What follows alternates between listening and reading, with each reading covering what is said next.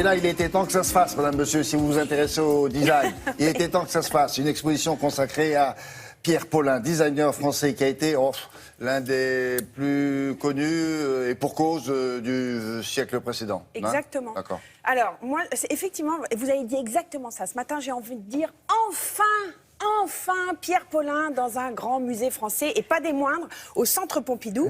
Ce qui est très rigolo, c'est quand même Pierre Paulin a fait la salle à manger de Monsieur Pompidou à l'époque où il était président. Donc, comme ça qu'on l'a connu d'ailleurs, le grand public. Oui, c'est exactement comme ça qu'on l'a connu. Et donc, c'était normal qu'il soit au Centre Pompidou à Beaubourg. Il a également fait un bureau pour François Mitterrand. Et si on devait résumer l'œuvre de Pierre Paulin et l'homme, je dirais visionnaire. Donc ça veut dire visionnaire, ça veut dire avec des hauts et des bas.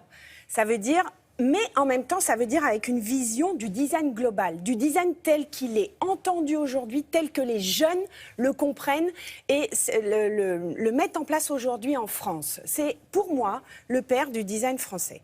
Voilà. Il a fait de la scénographie, salon des arts ménagers. Aujourd'hui, il y a plein de designers qui scénographient comme ça des salons. Il a fait du design industriel. Il a fait des voitures, il a fait des fers à repasser. Il a fait des meubles de jardin. Mais je ne vous dis pas là.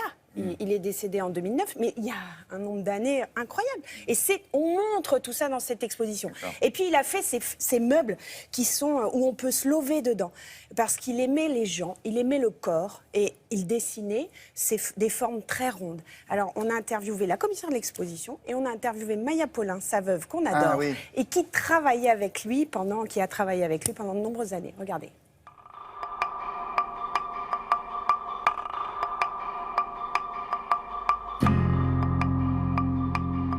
Cette exposition Pierre Paulin au Centre Pompidou, je l'ai imaginée à partir des stands que Pierre Paulin réalisait dans les années 50, par exemple pour le Salon des Arts Ménagers, où il mettait en place à chaque fois des structures très souples, modulaires, qui ondulaient dans l'espace. Le parcours est au départ un parcours très classique, chronologique, qui va suivre la ligne sinueuse du rideau et où on comprend la collaboration successive de Pierre Paulin avec chacun de ses éditeurs. Voir justement 60 ans de création comme ça, on se rend compte de l'inventivité, de la modernité et de son côté toujours anticipateur de tendances. Il s'est remis en question un certain nombre de fois parce que des technologies nouvelles sont arrivées. Il a toujours dit que la technique le motivait beaucoup et il aurait aujourd'hui adoré travailler sur certains matériaux qui sont découverts et qu'il n'a malheureusement pas pu utiliser.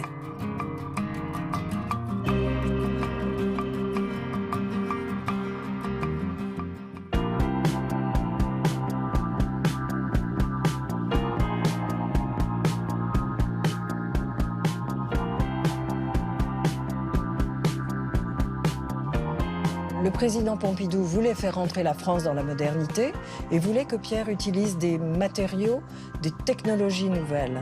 Et il voulait donner l'exemple.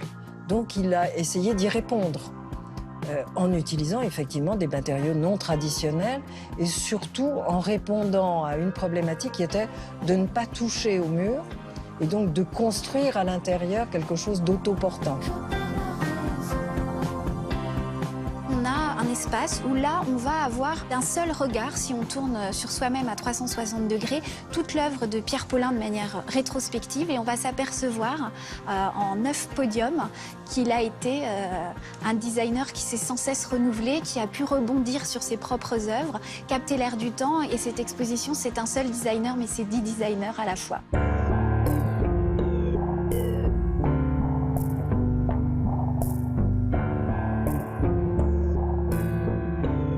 Le fait d'aller vers des produits industriels, c'était pour lui se rapprocher de quelque chose qu'il avait toujours souhaité dans ses débuts, travailler pour le plus grand nombre. Il attachait la même importance à un produit qui aurait été fait à peu d'exemplaires qu'un produit de grande diffusion.